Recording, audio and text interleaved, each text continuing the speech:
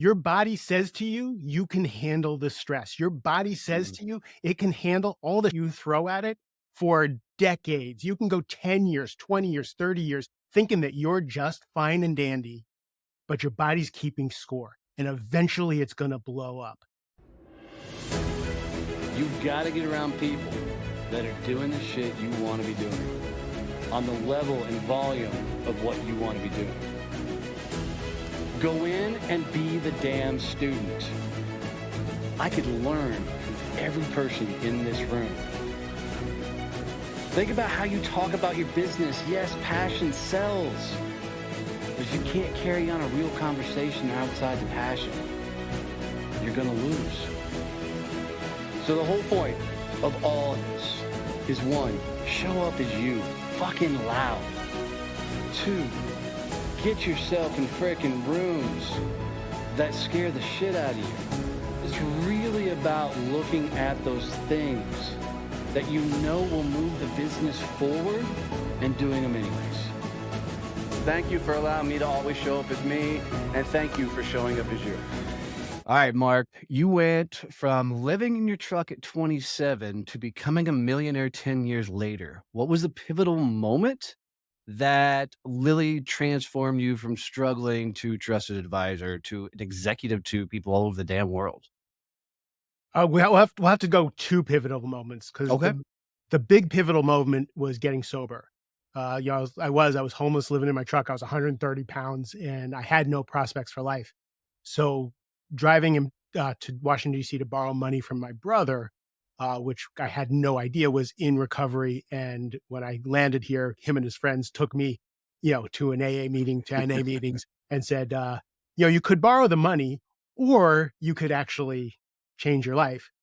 So I wound up going to the gym. I wound up, running, enrolling in college. So that was hugely pivotal. Taking alcohol and drugs and all that, and then having a support system will change everything. Agreed. Then later in life, the reason that I am an executive coach is because stone cold sober in 2009, everything fell apart for me. My marriage fell apart. My sales ability fell apart. I had reached the end of whatever that running and gunning was, and I couldn't maintain it anymore, and everything started to fall apart. When everything fell apart and I lost everything, that process to bringing things back changed my perspective on success, on leadership, on life, fatherhood, everything. And I was like an ex-smoker. I just couldn't shut up about how things needed to be different. In fact, one of the startups I worked at, I started a newsletter with all this goodness that I had learned and all this stuff, and they asked me to please stop. So I should have known now then that It's that it's that like was somebody when they first get into an MLM, right? That's all they want to talk about is being an MLMer, right? all I wanted to talk about was, actually you're worthwhile. You don't have to kill yourself. Like let's deal with childhood trauma. But nobody wanted to hear it in my own company. They turned out to be clients later, which is really kind of funny. When I did That's hang my shingle interesting. out to become a coach, a whole bunch of people showed up and said, "Don't know what coaching is, but I know what," and it was customers too. "I know who you were and who you were to me. Let's do this thing." So, God, that's so fascinating. There's a bunch to unpack in there, but the first thing I want to look at particularly is what tore your world apart? I mean, was it the overwork? Was it the stress of work? Was it all the crap that you were putting expectations on yourself? Because running my own companies, I know the stress that can come with that if you let it, right? So was it that stacked all up that made everything go freaking haywire? Or I was it will something say, I will different? say, I will say it was unresolved issues that turned me into an alcoholic and a drug addict in the first place. Okay. So for me, I had a podcast. The podcast before this was called Mastering Midlife: How to Thrive When the World Asks the Most of You. The premise of that is the drives and motivations that get you to success in your 20s and 30s. That thing that drives you to crush it in your 20s and 30s is usually an unhealthy pathology of some sort. And in your 40s and 50s, it turns on you. If you don't evolve, if you don't listen to, yay, trying to prove to everybody that I wasn't that homeless guy. I wanted to, Mm. like that's a great motivation to get you, get you out of the orbit and out of the gravitational pull of that. But underneath, now I'm living in status symbol land in a $1 million house. I'm driving a Lexus convertible, right? I'm the committee chair for the Boy Scouts. My insides hadn't caught up to that. So no matter what I did on the outside, it was demanding I do that work and just brought me down and crashed me to the ground. So I started having panic attacks out of nowhere. And I was breaking out in hives and my health started to fail. And that was my inside saying, dude, there's work to be done here. Dude. So I didn't listen. So the universe decided to break everything apart for me so I could put it back together in a sustainable way. And I gotta introduce you to my buddy Lon Strosheim. He's just came out with a book called The Trade. Very not as catastrophic, but he talks about that corporate journey. At some point, what got you, just what you said, what happened in your 20s and 30s won't work for you once you get to your 50s, right? But he talks about making the trade and actually going back and working with your family. Like, so you guys are stupidly aligned there. I think that'd be a fun conversation with you. Now, I think we're stupidly aligned because people are finding that out now, right? People are actually finding out. They would say the midlife crisis. They would say these things happen, but nobody ever tried to figure out what the heck was going on in slow motion that caused that. And now we're, with some awakening, people are starting to say, "Oh, maybe I was climbing the ladder, but it was against the wrong building, and maybe I should start looking inside," which is Well, terrifying to people. 100%. I mean, look how we were growing up. When I was a blue collar kid, they said, you get a job, you work for somebody, you retire. That's just kind of the life. There was no get after life, meaning there was nothing outside of work. I mean, that's what just everybody knew. So most of your day, most of your life was work. Yes, you may had relationships and the likes, but work was everything. So it even up to me launching my own company, it was a massive mental change to go from 20 years of being told what to do to now out on my own, Mm, trying to figure it all out. And I can tell you that I wasn't prepared to meet the dude in the mirror because you don't know my background, but I almost lost everything I owned trying to build a company. And we, had a Jeep repossessed, the house was almost foreclosed on. And for the first time in my life, I realized that my life had been a series of nothing but a bunch of damn excuses.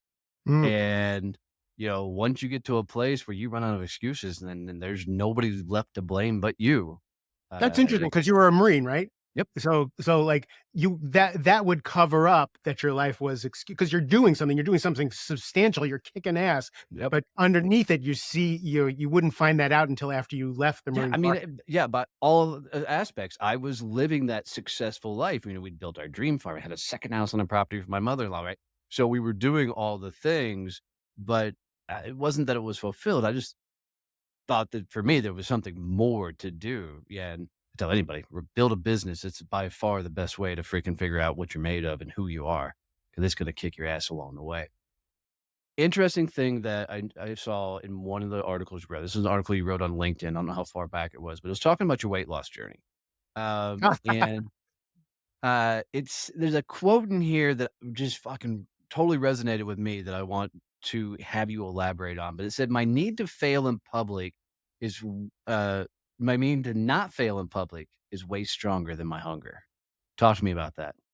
So, one of the things I wrote a book called Only Tens, and the book has sold like 75,000 copies. I wrote it for myself. I thought me and my mother would buy a copy, and Nice. it just sells like crazy. But it was my understanding of what motivated me and my people pleasing. And what I realize is I am externally motivated for a Same. lot of for a lot of things. Like I mean, I'm embarrassed to say that, but how I look, yeah, I care about. And I for me, my weight has always been a struggle. I have never really been overweight because 'cause I'm vain as shit.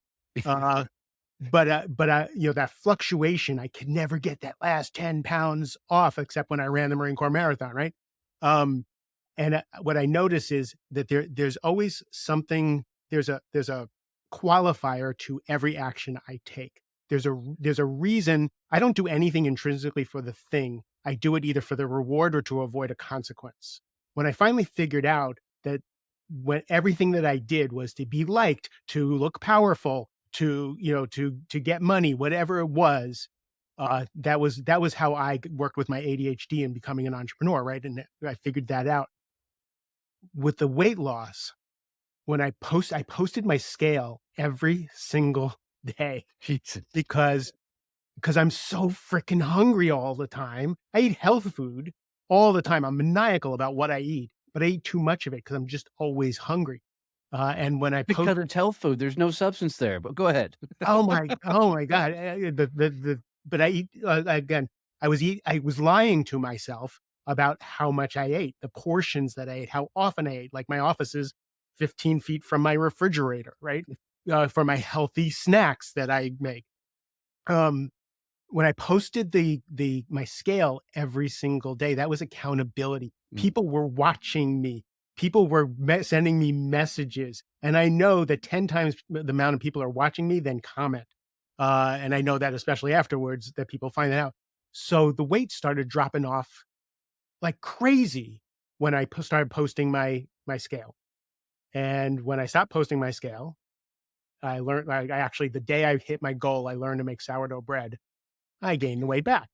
Right? I would do it. I know what motivates me, Yeah. and Well, it's you know, what's interesting about that is I learned, I was one of these kids that grew up in the self-help game, man. I was at every conference, reading every book, trying to learn everything I could about this whole self-help.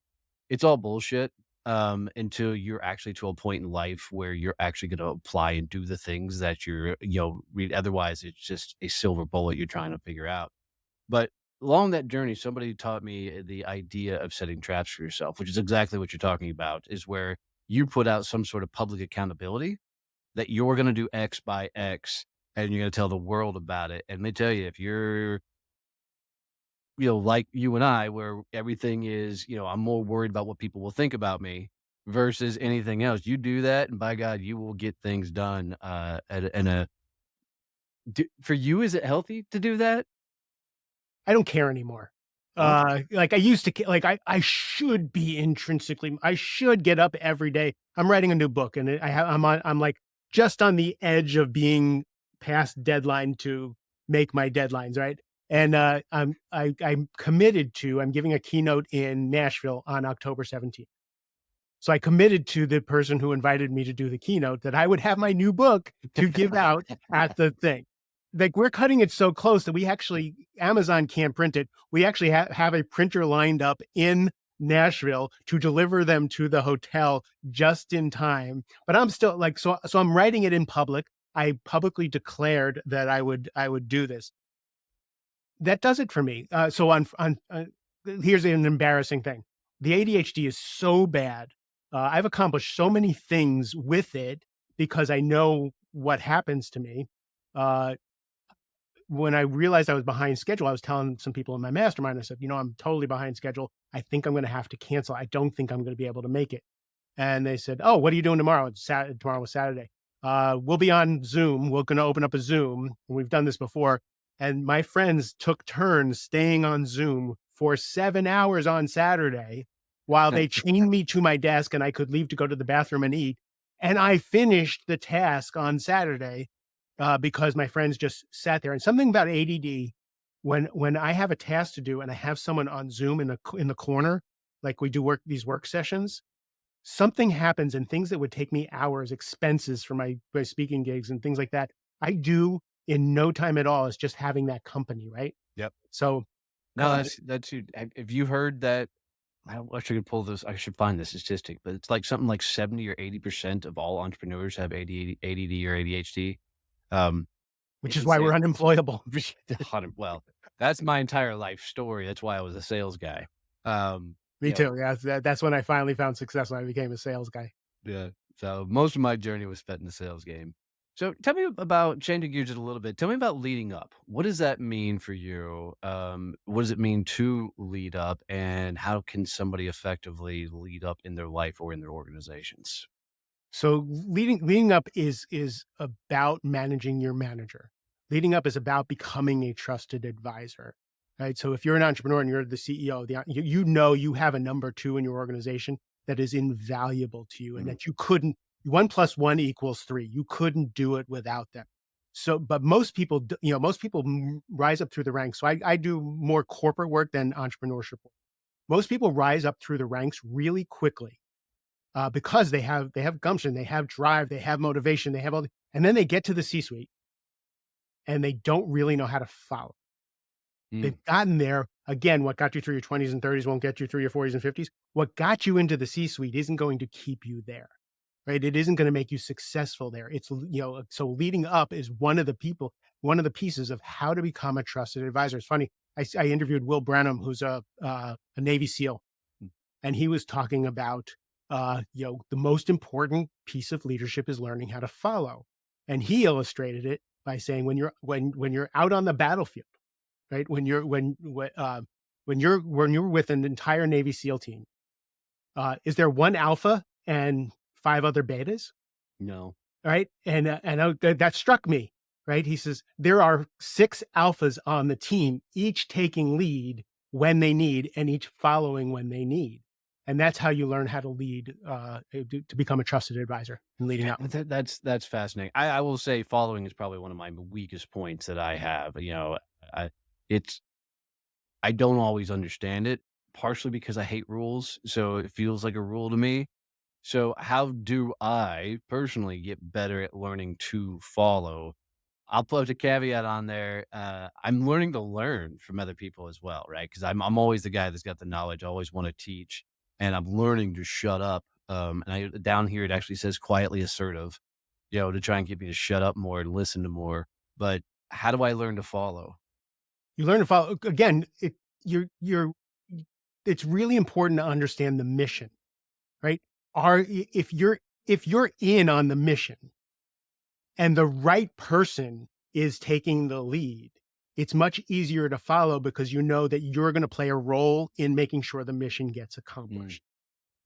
If you don't believe in the mission, why would you follow anyway? That's why you're an entrepreneur. That's why we work for ourselves, because we're on our own mission. But anytime let's say I'm doing some charity work and someone else is leading, I believe in that. So I will hey, Mark, go get those yep. bottles of water, go do this, go do that.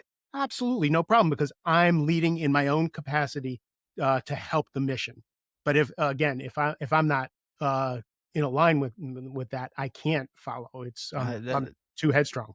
yeah, no, that makes totally sense for me. I mean, nonprofits is a good way to put it because you're in a situation where you're supporting helping somebody else out. Of course, you're going to step up and do whatever they need. It doesn't matter who you are, what titles are, or anything like that. So that's a great way of putting it. I like that a lot, actually.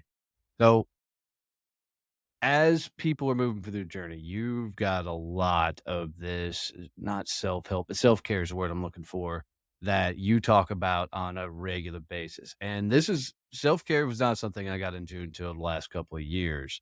I've always been trying to work in a mental game, always been trying to meet myself, but the healthy side of things was not my game at all, right?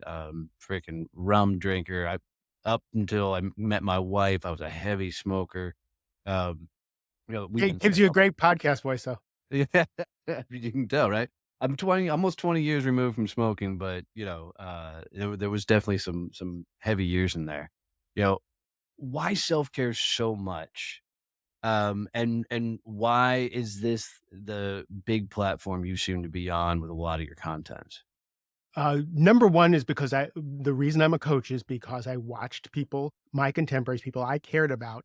I watched their marriages fall apart. I watched their health fall apart. I watched people die in their 50s that didn't need to die. So I watched this and I realized it's the quiet agreement that we've made to be in the 1% that we can allow these things to fall apart. And it was just unacceptable to me. It's unacceptable to me that you don't have a relationship with your children or your spouse, or yourself. So that's the reason for it. But I also I just interviewed Dr. Jeff Spencer. He's Bono's coach. He's Richard Branson's coach, Tiger Woods' coach, right? So this guy's substantive, right? And he fucking nailed it for me on the podcast. I had actually had to stop the interview because I got goosebumps because he finally said, he says, "Your body freaking lies to you. Your body says to you, you can handle the stress. Your body says Mm, to you, it can handle all the shit you throw at it for decades. You can go 10 years, 20 years, 30 years thinking that you're just fine and dandy, but your body's keeping score. and eventually it's gonna blow up. And I was like, "Thank you, Mr. Guy who has credibility because of who you coach for saying this." He said, "The hustle and grind is fucking bullshit, and it drives people into the ground." And what I know is I've seen it over and over and over, but Gary Vaynerchuk and Grant Cardone don't talk about those people. They talk about the people who, who have made it. So And let's talk about that, 'cause that's gonna be a good soapbox to freaking get into. So, this is where I'm not the hustle and grind guy, so let me start there. But my philosophy, and I wanna go through this. My philosophy is very simple. I have a full working farm, and I run my businesses, okay? pygmy goats, which I didn't. Dwarf Nigerian goat, right? Yeah. So every morning, I have to get up and let my goats out. Every evening, I have to put my goats up. They can't let themselves out of the barn, right? If I leave them out, predators will get them, even though I've got guard dogs out there for them and the like. So I get no choice. Every day, I have to wake up my goats. Every day, I have to put my goats up. Okay? That makes for some very long days. So I start my day by choice. I love getting up early and having a farm. So I get up about 3:50 every morning. And then I'm not to bed till 10 o'clock at night. Okay? In between there, I'll sit down at this desk from 8 till 5, 6 o'clock in the evening, and I'm on, right? Nonstop. I'll respond to employees and the likes, and I got some breaks in there. I'm not the hustle and grind guy, but I am 100% do the fucking work until the work is Mhm. done guy. And where I think people, and correct me if we're aligned on this. If not, please educate me. People think that it's doing a massive amount of things. For me, it's doing the right things and getting that shit done, and your day doesn't finish until they're done. So, you said educate you. That would imply that I might be right and you might be wrong. And what I understand about all of this is I have a perspective, Fair, fair, right? fair. I have a perspective, and I have a perspective that changes from client to client, from situation to situation, from year to year. Like, this may be the year where you hit it hard. This may be the year where it's all Amazing about top line, self-awareness, by the way. right? Right, Go, and, go. I was coaching one client who, called me up, and he was going to freaking torch a business partner, and he was gonna fucking take him to task, and I was gonna say, take his anger away and do all this stuff, and what I realized is this is the most affable guy in the world, and he never gets angry. Mm, So, I can't coach him that his anger is dangerous and all this stuff. I have to actually really support him to feel this because he's in his space where I'll take another client who flies off the handle all the time, and I'll walk him off the ledge, right? So when we talk about the hustle and the work, it for me, it's more what's going on inside, what's mm. driving it. Someone asked me yesterday, "So do you work like 4 days a week because you talk about this stuff?" I said, "No, I fucking work 7 days a week." 'Cause I love what I do. I will write all weekend because I love it, right? I get up at 5:15 every morning because I wanna get my shit together and get myself right before I ever talk to a client. So I get up, I exercise, I meditate, I journal, I do all that stuff, right? It's what's pushing it is if there's a desperation to it, you're running on fumes. If Mm. there's like, if there's this, and you know it, you can feel it in your body. But if you're just, if you're working hard, you can load bales of hay all day long, right? And it rejuvenates you. Yep.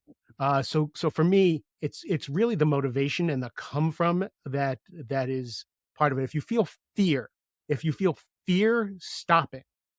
If you feel fear taking a break, then you're being driven by cotton candy rather than fuel. So that's how I gauge it is what is bringing you Why are to you that doing hard that? Yeah. work, right? Why What are you so that's how I gauge it. And, I'm 61. So I can't do what I did when I was 30. Right. For me, I take a 15-minute power nap on the floor of my office every fucking day. Like, I put my phone on do not disturb. I set my timer for 20 minutes so that it takes me 5 minutes to fall asleep. I put my headphones on. I'm out cold for 15 minutes, get up, have a cup of coffee, I'm ready to go, right? So again, what do you need to be at your best is always the question. And I love the intrinsic thought process of why are you doing it? Or why are you not doing it? That's a really good barometer of thinking through what activities. Like, I didn't understand for the longest time how to actually get to know yourself, and I'll Mhm. bring this full circle. And for me, it wasn't until one day, and I do these morning walks every morning. It's just my way to reset every day. And I was on one of my morning walks, and I just asked myself, "Huh, why do I feel that particular emotion right now?" And it was like the whole world opened up for me because Mm. what I realized was for me, how I learned to discover who I am, what makes me tick is to ask, okay, why am I feeling that way right now? I'm trying to understand where the hell that emotion comes from. And I love this idea of asking, why aren't you taking a break? Or, why are you doing this particular task? And then looking for the emotion underlying that, because that's a huge tell on, are you doing the right thing? Here's the flip side of all that. Being an entrepreneur is the toughest fucking thing I've ever done in my life. Dude, it is an emotional roller coaster. It's an absolute beatdown. And it's very hard to not get caught up in, dude, I'm just going to grind through this shit, and keep going. So the only, boundaries, I hate the word boundaries, the only word I know that I could put in place for me was my day ends here, my day starts here. Mhm. Right? That's the only thing I can do to take breaks in between there. So, I don't wanna say, am I doing that right? Because only I can tell if I'm doing that right. But what would you recommend to somebody who, especially in the entrepreneur world, how do they check in and not get caught up in overworking, which is really what they're referring to when they're hustling? Think first thing is to understand to understand what it is you're doing. Um, oh, I just lost my train of thought. So earlier you said I want to make sure I'm working on the right things. Yep. If you're not slowing down, if you're not taking a walk in the morning, if you're not taking a break in the day, you don't know if you've got your arrow pointed in the right direction.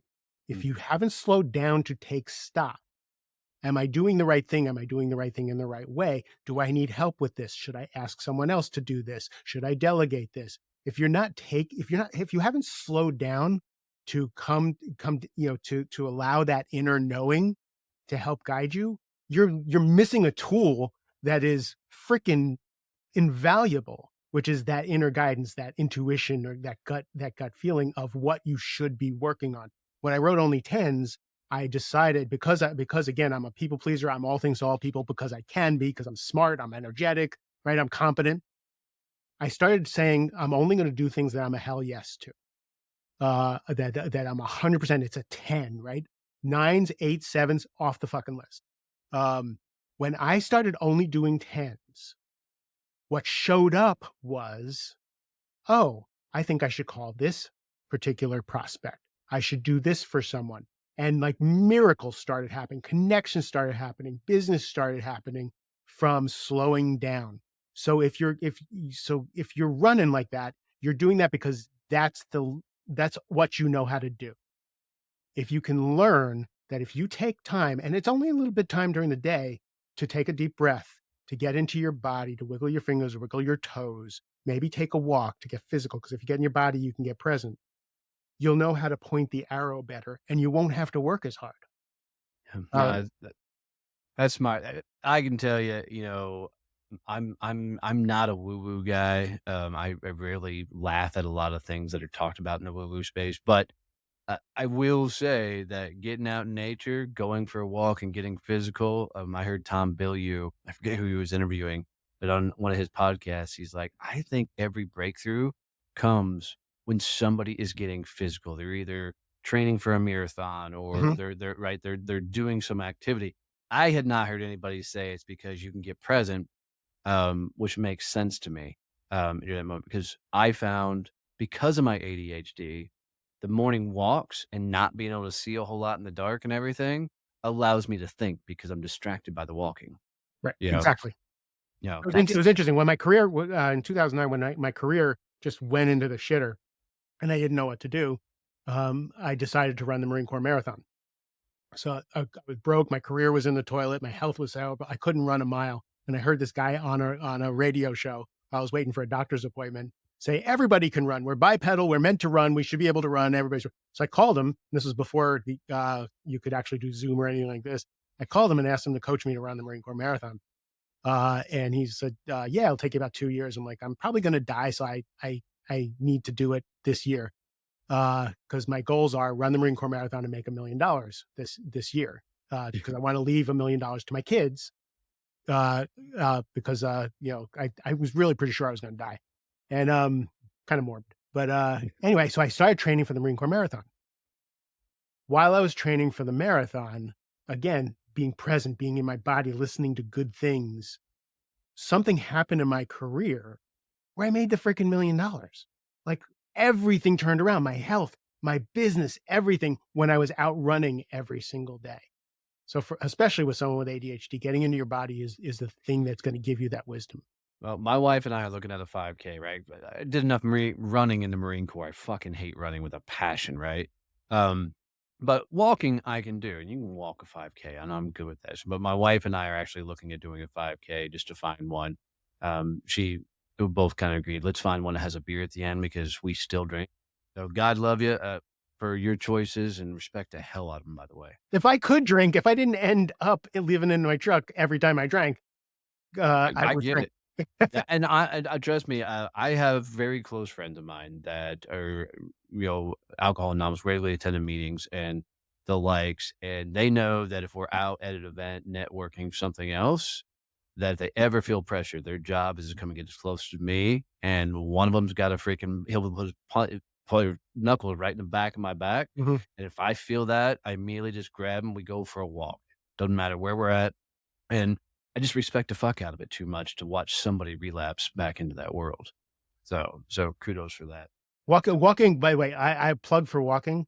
If you have to figure out a problem, walk. If you have anxiety, walk. If walking is the answer to almost everything for me. Well, I got the idea from Steve Jobs of all people because I either listened to his story or read it, I don't remember, but he did all these walking meetings. And I thought it was interesting that he took all these executives and high powerful people on walks to have their meetings. But I thought, well, I'm on the farm. I don't have a lot of people that are around me, but I can go walk by myself every morning. And dude, it transformational. And just the amount of things that's opened up for me is pretty rad. Kim Scott, who wrote Radical Candor, I interviewed her, and she was saying that she started taking phone calls. She would have a walk every afternoon, and if people who worked for her wanted to talk to her, they could call her on her walk time, and she found that to be she was much Mm. more less guarded. She was much more personable. They were much more approachable, and she had some of the best conversations while she was walking rather than talking in the office. I am writing that down, and I'm actually gonna schedule that idea to see how it goes. I like the idea. I do it at 4 o'clock. If anybody who isn't a client wants to talk to me, they can talk to me between 4 and 5 when I walk my dogs. I love this. Kind of dogs do you have? I have 2 Pyrenees lab mixes, I have 1 2 black. Pyrenees. I know when you said you had someone guarding the goats, I was like, "He has Pyrenees." I have 1 Alright. black and 1 white. I have 2 white ones, j only because it's a pissing contest for me. How big are your Pyrenees? One is 80 pounds, one's 70 pounds because 'cause they're Pyrenees lab mixes. Right. One looks like a black lab, one looks like a Pyrenees. You ready for this crazy shit? My male is 215 Wow. pounds. My female is 190. But they protect the ghosts. They're such great dogs. Oh, best dogs in the planet. I had no idea because I never had Pyrenees. Now we have a bunch of dogs on the farm, but those guys protect our goats. I have no idea how amazing of a dog a Pyrenees is. Gentle giants. They're just loving to death. Absolutely love those. Talk to me about coping skills and coping mechanisms, this idea. Walk me through it. Coping skills versus coping mechanisms. That was just it was an essay I just kind of wrote out of that intuition. I was sitting in the morning and I just wrote it. And what I realized was that we all have these coping mechanisms that we use, and they're the usual subjects, right? They're porn, they're alcohol, they're sugar, they're spending, right? Mine is spending. Like like water. If I buy one shirt, I need to buy 5 different colors of the same shirt, right? I change cars every 2 years just because I get bored. Um, coping mechanisms are those things that we reach for to feel better. You walk home, you walk in the house, you grab a glass of wine or a beer or a cookie, and it works. You feel better.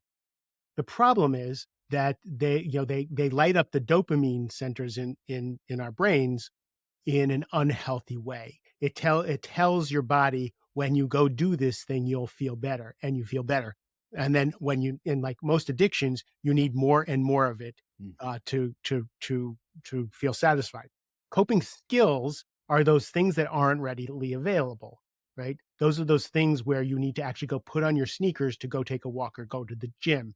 You need to actually chop up a salad or wash an apple rather than eat a sleeve of Oreos, right? So coping skills are those things that actually feed you, Mhm. that actually do make you feel better, but need a little bit of effort, right? The cool thing about coping skills is that they make you more able to cope after you use them. After you take a walk, you're in a better place rather than after you watch 3 shows on Netflix, you're not in a better place, right? So coping skills versus coping mechanisms are the things that we do each day, um, that either expand ourselves or contract ourselves. And I could do this in my Mastering Overwhelm workshop. Not as an indictment. Like I tell people, this isn't an indictment that you use these coping mechanisms. We all do. The world is set up for cheap dopamine. The world is set up to have you watch TV, eat shit, and stay sedentary. And if you want to take responsibility for your life, you have to wrestle that from what the world is trying to get you to do. And it's not easy. And if you can take one thing, just one thing, if you don't want to go to the gym, take a walk. If you don't want to, go on a diet, just stop drinking soda. Can you do one thing to improve yourself? So that's the coping mechanisms versus coping skills. I loved it. As you were talking, I went and looked at the book. I couldn't remember the name. It's Atomic Habits. Mhm. And, he talks about habit stacking. And for me, as you were talking about chopping the salad and the like, it's the idea of, excuse me, it's the idea of doing something that triggers you to do something else, right? Or putting something in play. I had not heard anybody describe it in that regard. It's a cool way to look at it because, like, I wanted to get really active on LinkedIn. That was going to be my platform. So I decided in January I was going all in on LinkedIn and figuring out what to do. So 9 months in, I'm over 10,000 followers. I've successfully added 1,000 Nice. followers a month. But to do that, I had to do a habit stack to get in there. I had to learn the skill of actually going to LinkedIn and doing it. So what I did is after my morning walks, I would immediately come in, sit down and write. And that just became the thing that I do. And now it's just a daily habit to do every day. I like the idea of going and doing something to make a healthier choice or to do it in a better way, maybe if that's the right terminology. How do you Right. figure out these skills? So for me, the way I figured this out was I love donuts. And when I was a sales guy, every morning, every meeting you went to, there were donuts everywhere.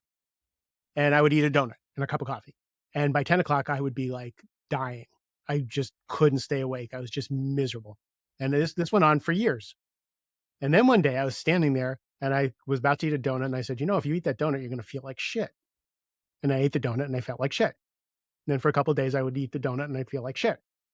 And then one day I walked up to the table and I went and I said, if you eat that donut, you're going to feel like shit. And didn't touch the donut and I didn't feel like shit later. And that was like a clue to me that this lab rat existence that I have that see a donut, eat the fucking donut, was killing me. And the same thing with ice cream. Ice cream makes me really, really sick. If I eat too much ice cream, my hands swell. I can't type. I can't do things. But I love ice cream. Now I don't eat ice cream because I've just equated if I eat ice cream, I can't type. I like that it just does bad things to me. So that's how I started to learn. I just want to feel better about myself. Ah, that's awesome. I like then and it at 30, you can do so much shit to yourself and you don't have the consequence. At 61, the consequences are immediate of not getting a good night's sleep, of eating crap the night before. I'm hungover if I have a piece of cake. Right? Like, it's just, so if I want to accomplish at 61 what, you people are doing at, 20 years earlier, I need to really take care of myself and mine those mechanisms versus those skills. I need to get into bed at 10 o'clock. I need to get up at 5:15 to get my shit together so that I show up vibrant and alive and, and youthful so that I can make the impact that I want to make. Love that thought process. And thank you for thinking I'm 20 years younger than you. I appreciate that. So maybe 15, but I digress. Um, something you That's do. still a whole almost adult person younger than me. So, uh, one thing that you do really well, at least for the how you show up, is you get pretty vulnerable with your stories, right? You have no problem sharing some of the dark areas of your life, some of the things you went through, and um, I had to learn to do that later in life. I didn't think anybody would do business with a country dude who cussed too much and, carried myself like I carried until I started showing up as me. Do you think that people should put themselves all the way out there, be vulnerable, especially if they're in executive roles? Um, how should people show up? Should authenticity be a thing? And if it is a thing, to what level? Hmm. I was once told, I was always told that I wear my heart on my sleeve. When I got sober, like, I just didn't have the wherewithal to put a facade on. I didn't have the energy to do that. But people would say I wore my heart on my sleeve, and I overshared a lot. And then when I became a coach, the cachet was to be vulnerable, to bleed all over, right? And then a good friend of mine, Helen Appleby, said to me, Mark, love your vulnerability. She has a British accent that I can't do, so it's much more effective that way. She says, but it's much more. People don't want to see your gaping wounds; they want to see your scars. Mm, She says, so, we wanna know that you've been through things, maybe even going through something, but we don't wanna we don't, don't share again, when we got divorced, when my ex-wife and I got divorced, the therapist said something really smart because we were both falling apart. We were both just I was depressed and suicidal, she couldn't get out of bed. We were both falling apart. And the therapist said, "Your kids need to see you cry. They need to see you sad. They can't see you fall apart. They need you to hold it together, mm. right? So fall apart elsewhere so that you can show them you're sad, you're crying, you care about that stuff, and you're authentic.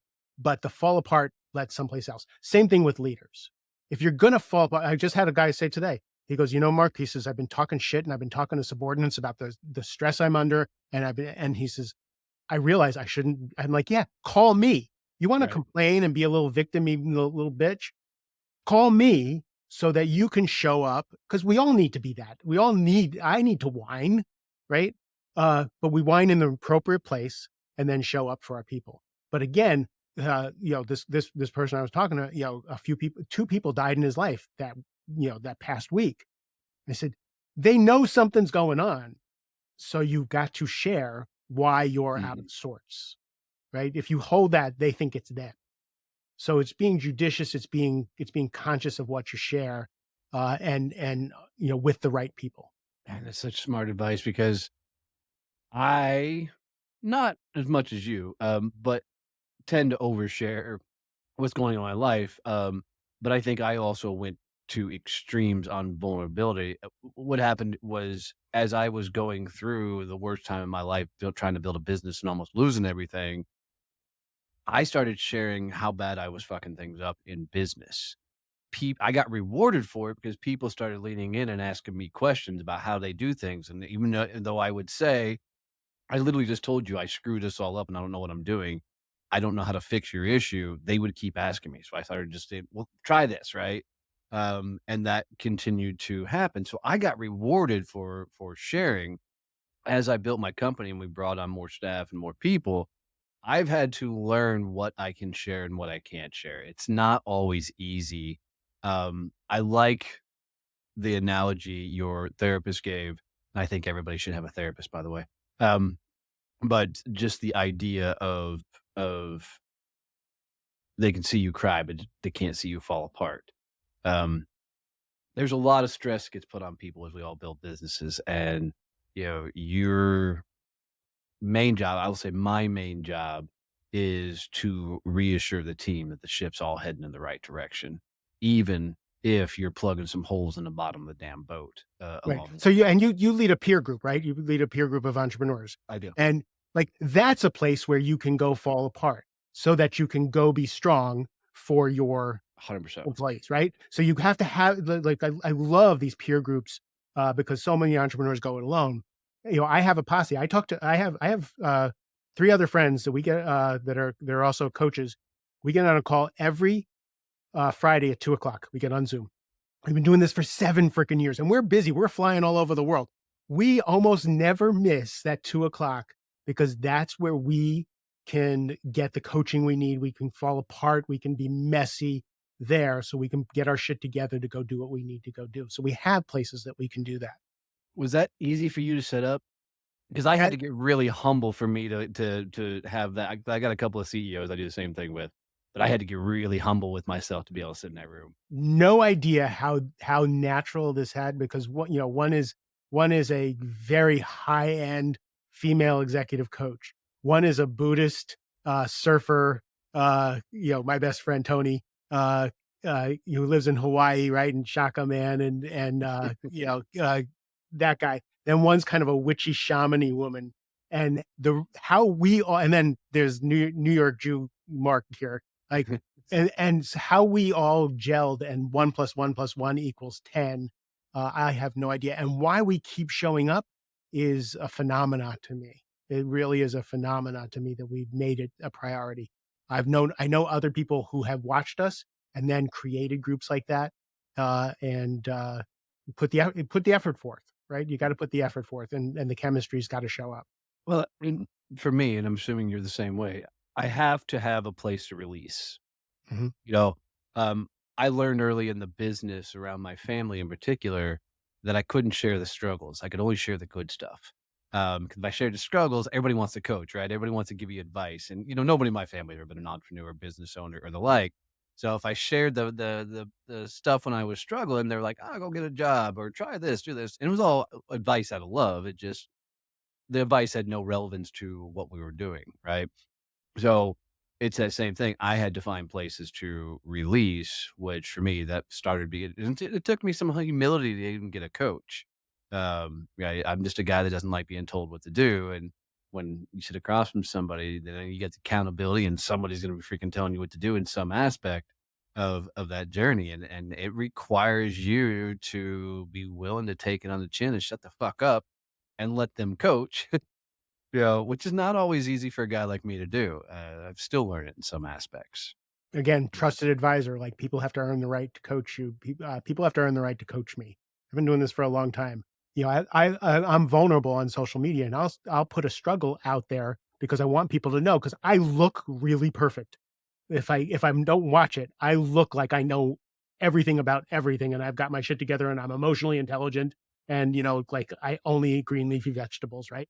Um so I purposely share things that are tough for me, and my whole network is coaches, right? I get instant messages every time I share.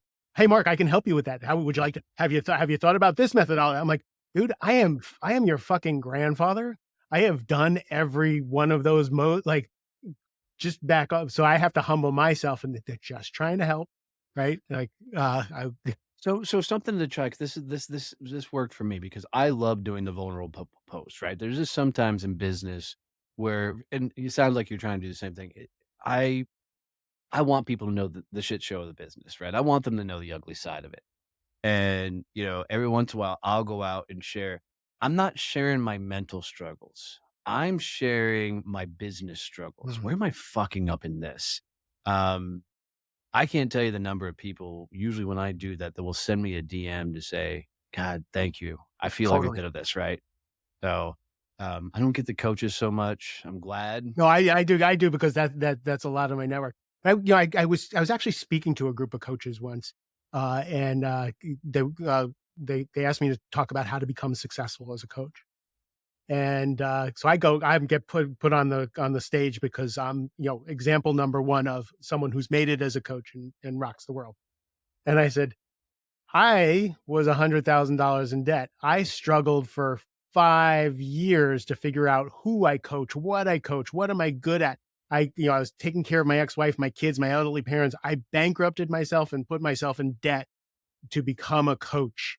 And I was digging out at the time, and I told everybody that. I said, I now know who I coach. I now make a substantial amount of money. I now do those things. Uh, Everybody came up to me, just Yep. thank, because so many people are struggling in that area, and I don't want anybody to think that I came out of the womb, uh, successful executive coach. I fucking fought with my own inner demons, with my own, with the marketing, with the whole thing to become who I am today. Dude, I had that's a legit fear of mine that someday somebody's gonna look at me and go, "Well, fuck, you've always had it." Hmm. Right? Um, Gary Vee, once upon a time, he said, "Document the journey." And so I've done my best to do just that, document from a blue collar kid who almost lost every damn thing to, the success we continue to find, just so nobody can say that. Mm. You know, I got a buddy of mine, Cody Jinks. He's a country music singer. I know Cody Jinks. Yeah. So he My actually my sons and my sons and I go we just got back from Chris Stapleton, and, my sons and I go every year, we pick a country legend to go see, and Cody Jinks is one of my sons, and Tyler Childers right now is my nice. Yeah, yeah. oof, So terrible. Cody taught me how to wait tables at a Bennigan's restaurant. That's hilarious. We bartended together for a number of years. Great dude. But Tony has been, or Cody, excuse me, has been sitting on bar stools for the last 15, 16 fucking years. It's just the last couple of years he's really starting to blow up. And I just have to giggle every time somebody's like, well, here's this overnight success. Motherfucker, you don't know the dirty smoke halls and shit that the dude sat in. Yeah, 20 years to overnight success. Yeah, yeah. It's phenomenal. Well, brother, this is a huge conversation. I've really enjoyed the chat the hell out of it and getting to know you more. And I'm looking forward to see how our lives continue to cross and impact and things we can do together. How do people get in touch with you? How do they find more information about you? How do they follow you? And how do they, make sure they try and sell you coaching services when you put out a vulnerable post? Um, they can go to markjsilverman.com, Silverman.com. Everything is there. My podcast, The Rising Leader podcast, is there. You can get a free copy of my book, Only Tens, there. So you can download that there. There's plenty of resources and videos because most of my clients won't read. I have to make little 5-minute videos of everything I teach. So those are there if you want those. My new book, The Rising Leader Handbook, should be out on October 17th. Will be out on October 7th. I just saw a thing flash on my laptops. How's the writing going? And my cart. So yeah, so everything Mark J Silverman is on the website. That's awesome. Well, guys, if you lasted this long with us and you hung out with me and Mark and you got a tip, a trick, any sort of value out of this, do us a favor, take a screenshot wherever you're listening to this or watching this on and post it on social media. Tag both Mark and I. And if we see it, we can grab it. We'll come in, jump in, say howdy and hello. But it lets us know that you really enjoy this type of content. We need to bring up more of it. So take a screenshot wherever you're listening and tag us in there. It'd mean the world to us. Otherwise, love you, mean it. See you. Bye.